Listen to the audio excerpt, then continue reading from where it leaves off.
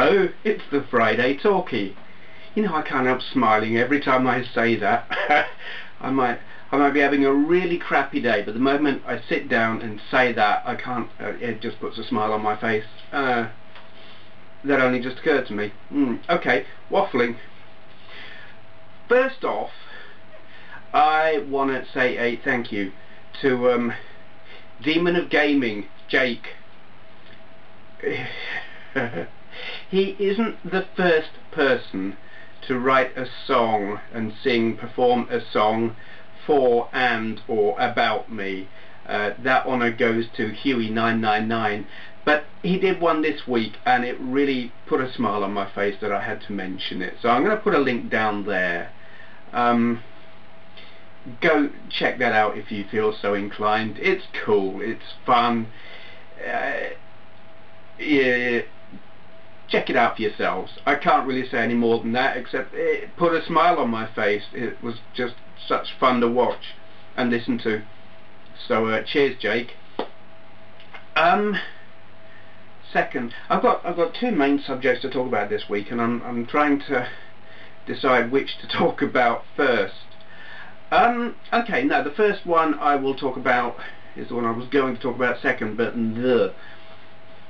that was a pretty good explanation, wasn't it? It covers everything.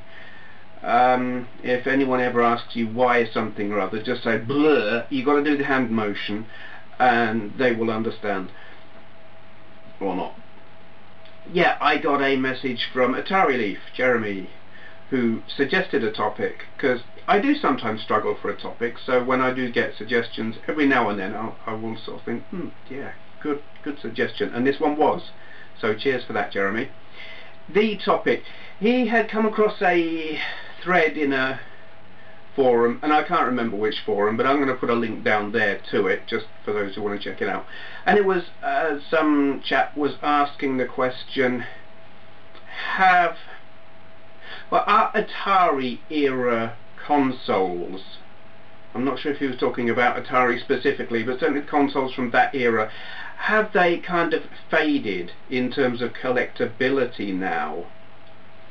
Now, I'm not completely sure what he means by collectability, because does that mean you don't see them anymore at the car boot sales, charity shops, thrift stores, the places you would go and find them and buy them cheap?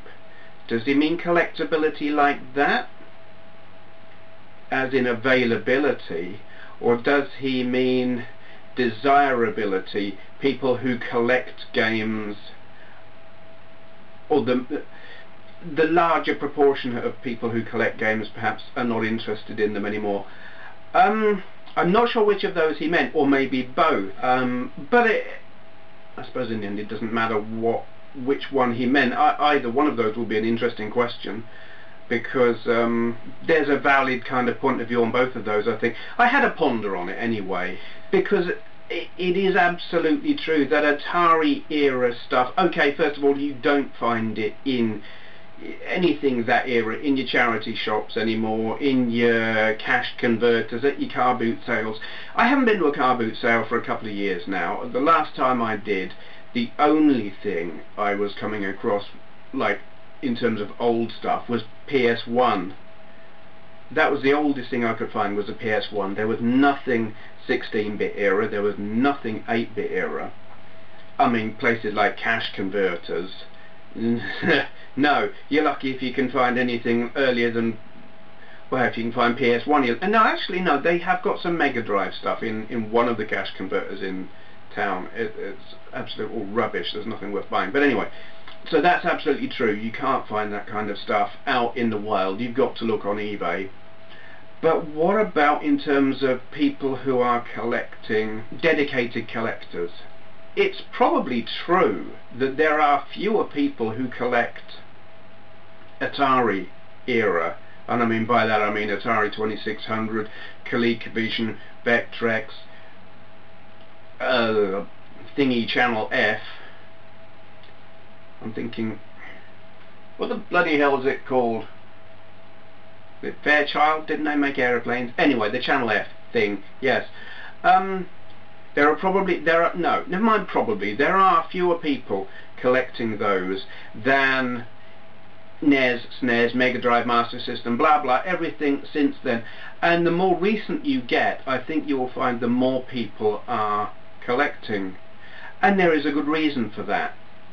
The very early, well, the further back you go, the more niche they were. I mean, like Ataris, yeah, they sold millions of them, but largely they were for your younger audience, your younger player, and they weren't by any means mainstream. It's not really until the PS1 that anything was considered mainstream, but the more modern you get, the more people had them. And also, of course, there's the age of the people who are collecting them or would be interested in them. People who have those feelings of nostalgia for Atari era stuff are now at the age, my age, they're married, they've got kids if they're got a more normal conventional life than me. I don't have kids, I never wanted them, and we won't even go down that route. You know, life kind of priorities and everything. I think a lot of people around my age, if they were still collecting, I think a lot of people have like moved on and had to sell their stuff because life gets in the way. It takes a really dedicated collector now or retro gamer to still be hanging on to those things. I mean, yeah, there are still lots and lots of people who are into them and have got them, but I think there are fewer than have got the later stuff, because the people who are into the later stuff, who feel the nostalgia for that, are younger. They haven't got the responsibilities. They can spend money on that rather than on their kids or the mortgage or the car or stuff like that. Grown-up stuff that God, doesn't that bring me on to another subject? I'll get onto that in a minute. Yeah. So I think, yes, it is fair to say there are fewer people collecting and into the Atari era stuff, but it's not, I don't think it's that, oh, people have got bored of them. I don't think that's the case. I think it's just that the people who feel nostalgia for it have got other priorities now, and the kids, I shouldn't say kids, the younger people who are getting into the retro thing or collecting for nostalgic reasons, their nostalgia is from a different era. That's my thinking anyway. Okay, fitting in, because I kind of touched on it then, Lawn Boys Post 1975 did a really good video, just asked a question, was it yesterday, day before? Because he gets asked the question, why don't you grow up? Where people look at what he does, what he collects, what he's into, and they're like, why don't you grow up? When are you going to grow up? And he sort of expressed his thoughts on that. And my thoughts, I think, are actually largely the same. If you fulfill all of your obligations as an adult, if you can pay your way, and if you've got kids, you're looking after your kids, everything that you need to do, you've got covered. You know, if you know how to behave in polite company, in public places, all of that, you know how to be a responsible adult. You've got all that covered. What you do for pleasure is nobody's business. What you spend your money on is nobody's business. And if anyone looks at you and you're playing video games and they're like, that's a bit childish, isn't it? I say bollocks to that. It confuses me. The things kids do to play for fun, they do because they're fun. And some of those things maybe you grow out of, but some things are just fun. Video games are fun. Why the hell would you stop just because you're older if it's still fun? I see no sense in that at all. I mean, I'll be honest, I would not enjoy sitting on the floor playing with an Action Man or G.I. Joe, if you're, across the pond, making a little house out of a cardboard box and pushing him around in a tank. I would not do that for fun now. I don't have that kind of, my brain doesn't work that way anymore, the whole fantasy thing, and no, I don't do that as an adult. I think all of that is part of growing up. That's part of inventing worlds, practicing for the real world. But video games aren't about practicing for the real world, they're about instant, plug it in, turn it on, fun right there. You don't have to create some world in your head. It's all done. It's instant gratification. It's fantastically good fun, and that doesn't go away. So why the hell should you stop because you're older?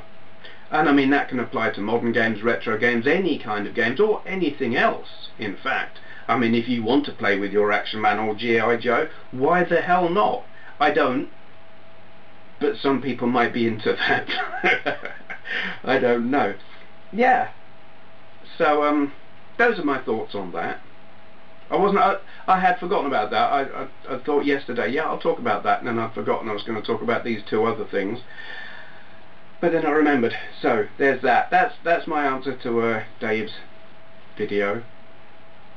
Okay, third topic.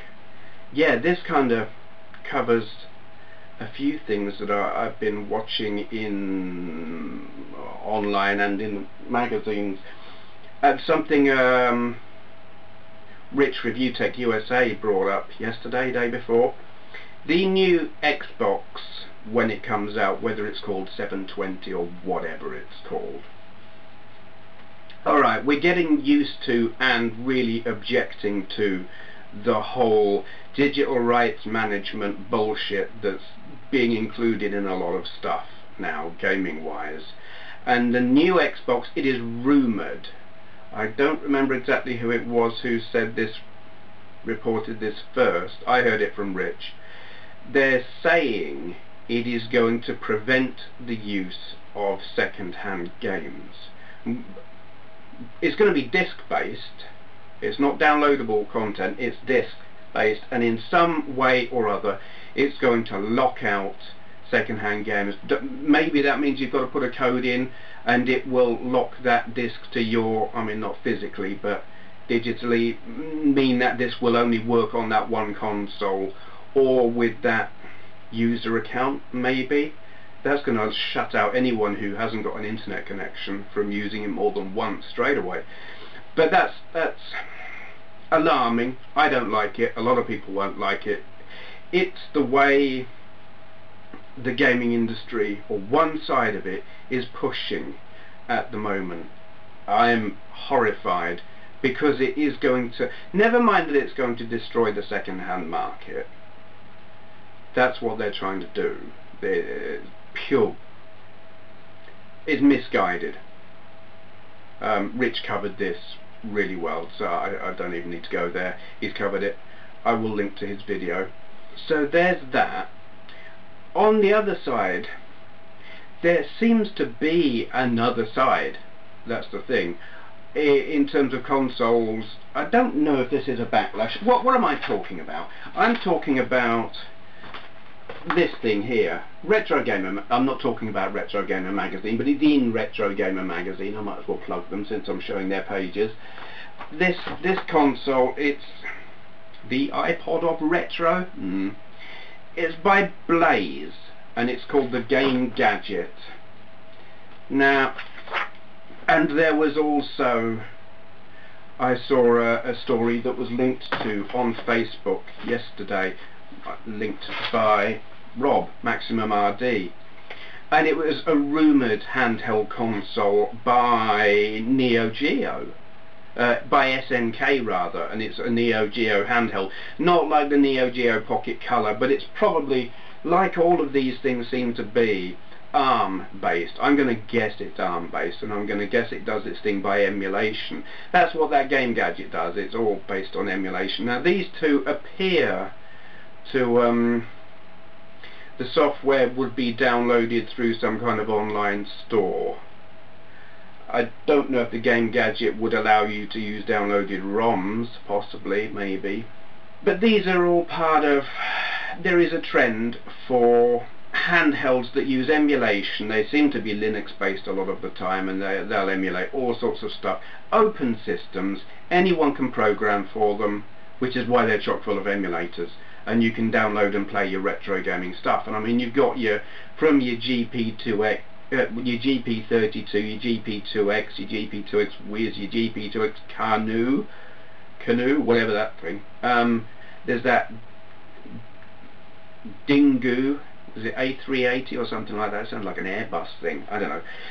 Yeah, and then you've got your Pandora, lots and lots of open systems, handhelds, and they are a really good response, I think, to the way the big boys, the big consoles are going. Closed systems, restrictive, ultra restrictive now by the looks of it. And I like these little handhelds. I haven't got any of them, and they're all very much niche products. Only a certain kind of user group is going to use them for, I think, one good reason. I wouldn't say good reason, but it's probably a valid reason. They need a big name behind them to get software support. The Amiga was an open system. Anyone could make games for it, and big names made games for it because it sold well, and it sold well because it was Commodore. Apart from the fact that it was a fantastic system anyway, but it was Commodore. They had that clout, so the developers could say, yeah, this looks like a good bet, we'll make games for that. And here are all these open systems, handhelds, and they haven't got a big name. Blaze, yeah, I've heard of them. I've got that little Sega Mega Drive thing made by them that's kind of horrible. You know, and people have heard of the Pandora, though it's so niche, it's like you can't even get one. They are apparently now going into production. They've just been financed by their fans, really, their supporters, and got in nearly £1 million to refinance the company. But anyway, yeah, so it's like there is a response to the restrictiveness, but it needs a big name. I don't know that either Blaze or SNK are the name that's needed. I mean, SNK have Neo Geo is a class console, but it is retro, and is it valid as a handheld today? Personally, I don't think so, because I mean, you can play any of that stuff on a hacked PSP, on a GP2X of any kind you care to mention, on probably a jailbroken iPhone, though personally I find iPhones for gaming, they have the power, they don't have the controls. If you ain't got a D-pad and buttons, I don't want to know. Yes, they're fantastic for games that are designed for touchscreen, but I don't care about that kind of game. I don't want to play Angry Birds. I don't want to flick little things around. I want buttons. God, I'm digressing all over the place here. Yes, but I think I've kind of got my point across. There is okay. SD card filled up there. Right, where was I? Yeah, so the industry is, the mainstream industry isn't split. It's all going in one direction, and that is restrictive. Very, very restrictive. And that bothers me, and I believe a lot of other people, greatly. Will they shoot themselves in the foot and destroy the market that they're milking so much? I don't know, I can't answer that. But there does seem to be a reaction to it from smaller niche manufacturers. I like what they're doing. I think it's a good idea. Do I think they will succeed? No, because they're not big enough. But I hope, I really, really hope that a bigger name will pick up on this and say, hey, open system, that's what we need. And I'm not talking, I mean, PCs are kind of open, you can program for that, but that's not what's needed. What's needed is a console that is an open system, or a gaming computer, but not an Amiga would be fantastic, but doesn't need to be, but just an open console with a big name. Who's got a big enough name to do that? Who? I was going to say, who's got the vision? I know who's got a big enough name, but I don't think they've got the vision, and I don't think they've got the financial clout anymore. And in fact, there are two names that could do it if they had the mind and the money. One is Atari, one is Sega. They could do that. I don't think they will. Damn shame. Yeah, alright, I'll stop waffling. I think you get my point. Alright, normally I do a shout out here, but I'm going to do something a bit different, as I do every now and then. What I'm going to do now is shameless Shameless self-promotion, but I am doing it for a reason which may or may not become clear, depending how well I explain myself. Okay, some of you will know I have another channel, and some of you will know because I have mentioned it quite recently, I have a third channel. I have been very, very cagey about that third channel, and I'm remaining kind of cagey, but all will become clear. Right, my second channel is Benway's World, and I've used that channel, I've had it for a few years, I'm not sure exactly how many, to, if I ever wanted to upload videos where, if I'm talking about stuff that's not game related, or just videos of my dogs and cats, or when I go on holiday, general stuff. Some of it's interesting, some of it's not. Some of it's just incredibly random and probably very boring. Some of it's so obscure you'll look at it and think, what the bloody hell was that all about? And to be honest, sometimes I look at it and wonder, what the bloody hell was that all about? And it's stuff, I do like to keep my channels focused. This is a gaming channel, a retro gaming channel. I do different stuff on it, be it system reviews occasionally, must do more, the gameplay, and the Friday talkies. And I know each of those does to a degree have a different audience. Some people watch all of them, but I know more people will watch a Friday talkie than will watch a gameplay video. So I don't want to introduce non-gaming stuff. It's just going to split the audience too much, fragment them, alienate some people. I think it's good to keep the other stuff separate, which is why I have the Benway's World channel. Some people are inclined to say, no, put everything together, we're just interested in whatever you do. And some people are, and it's a valid point, but I think more people actually aren't. I like to keep it separate anyway, because I'm that kind of person. I compartmentalise, well, the way I think is compartmentalised, and I do that with everything I do. It's all categorised and separated, and well, that's a bit embarrassing, isn't it? I filled that SD card up a bit quicker than I thought because I hadn't cleared it from last week's Friday talkie. Oh well, what was I talking about? It's like 5 minutes since I last spoke and I've forgotten what I was saying. Yes, compartmentalise everything in my head and in the way I do stuff. So I compartmentalise my channels. Here's the gaming, there is the other stuff. And now there is a third channel which I have referred to. It's a satirical, politically incorrect, politically related channel that I've been very cagey about and only given the URL to a very small number of people who specifically asked for it.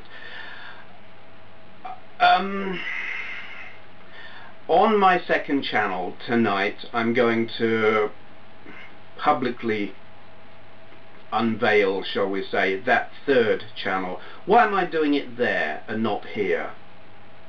Is this really that shameless self-promotional thing? Actually no, though I can understand how some people would look at it that way.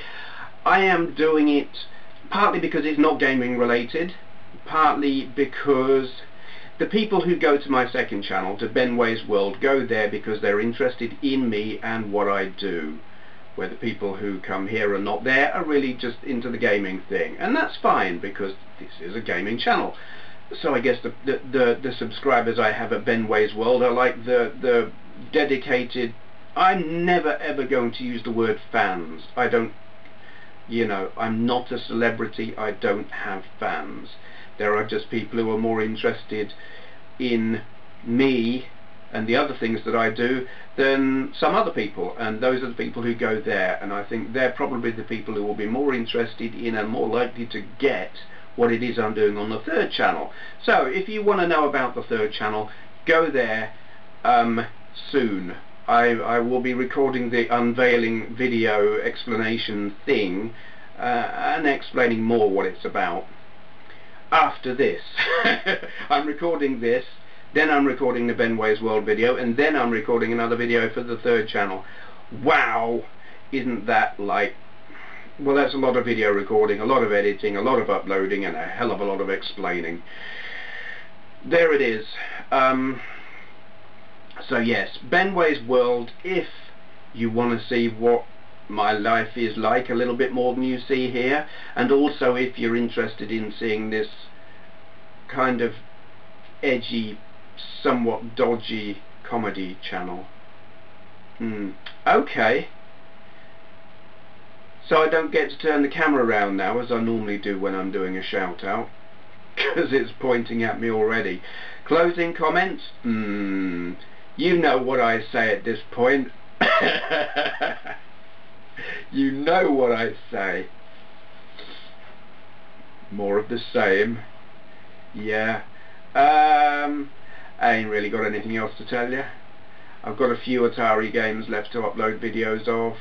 I've got a whole load of stuff that I want to do, that I've said I'm going to do, and that at some point I will do. That's about it, really. Yeah. Thank you for watching.